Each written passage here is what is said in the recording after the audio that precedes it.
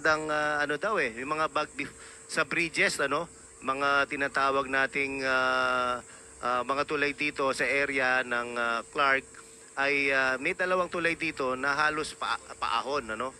Kaya ginawa kasi yan dahil nga mountain to mountain yung mga connections, kaya nilagyan ng tulay na medyo merong from there, merong paakyat, merong pababa.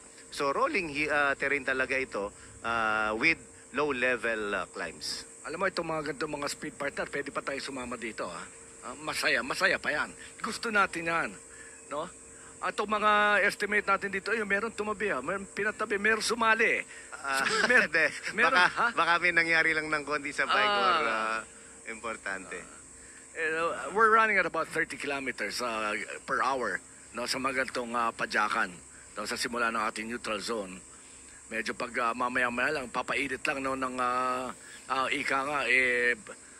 lower extremities or ang leg muscles itong ating mga siklista. Yes, Coach. At tingnan naman natin, ano, Coach, from the individual general classification, tingnan naman natin yung ibang mga labanan, ano? Kasi meron din naman tayong tinatawag na labanan ng mga sprint king, no? Para sa sprint king. Meron ding labanan para sa mga young riders. So tingnan din natin yan mamaya-maya, no? At makuha natin yung mga detalye. Meron din tayo, no? Yung most combative rider, kaya nga nandyan. Ito, individual general classification.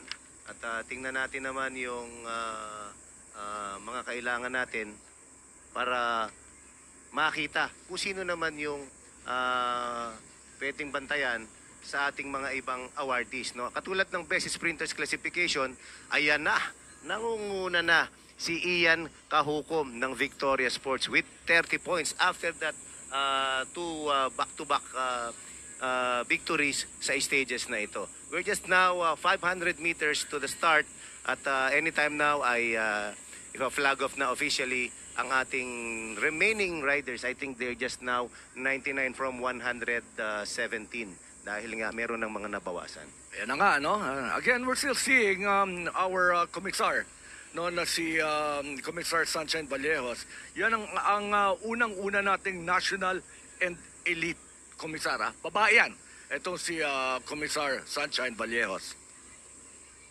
So dito sa karera natin, Coach, no, marami ang magagaling talagang riders dito at isa dito na talagang maganda ang credentials. Itong si Ronald Aranza na ngayon nga ay pumapangalawa. Ito, best Filipino rider ito so far with ito mga corona niya. 2018 champion sa Ronda, 2019 sa best Filipino rider sa Ronda. Twice nag-runner up, no, overall sa Ronda. Kaya hindi talaga pwedeng basta-basta baliwalain ni Judah Yung, no? Ito, nandito naman tayo sa New Clark City Iconic Bridge, no, kasama ng Randy. This is a beautiful bridge. Ito ay this is about 2.5, 3 years old pa lamang, bagong-bago, halos hindi nagagamit.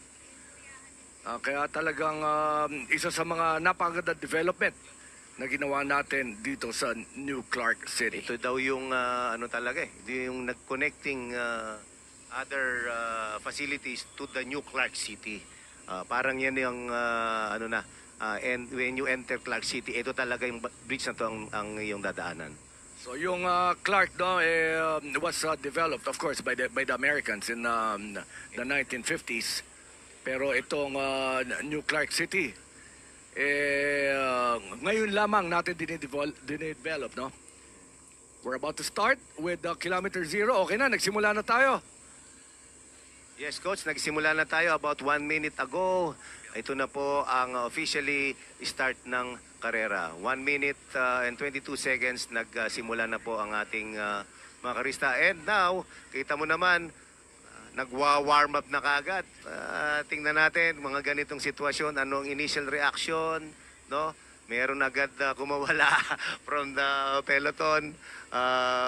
Usually talagang nagbabantayan pero ito parang gustong exercise ng legs nila. Tama yun, no? Parang ang bilang natin dito, mga 4. No, this is about 7 cyclists. They're doing a straight line right now. Kita natin, ano?